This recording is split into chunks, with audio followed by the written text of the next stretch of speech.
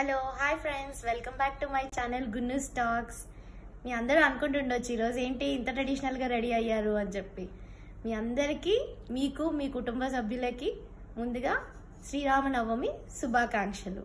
యాక్చువల్గా every year Sri Rama Navami అందరూ టెంపుల్కి వెళ్ళి కళ్యాణం, అన్నదానం ఇవన్నీ చూస్తూ ఉండొచ్చు.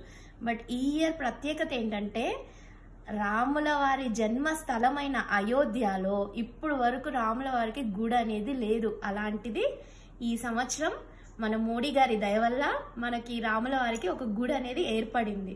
సో ఆ సందర్భంగా నేనేమనుకున్నానంటే అక్కడ అయోధ్యలో బాలరాముడి విగ్రహ ప్రతిష్ట జరగన అదే రోజు నాకు అనిపించింది ఏంటంటే, అరే ఈ సంవత్సరం ఏదైనా స్పెషల్గా మా ఇంట్లోనే నేను రాముని పరివారం పెట్టి పూజ చేసుకోవాలని అనుకున్నాను. అదే ఆ సంకల్పం అలాగే గట్టిగా ఉండింది కాబట్టి ఇవాళ నేను ఆ పూజ చేసుకోగలిగాను.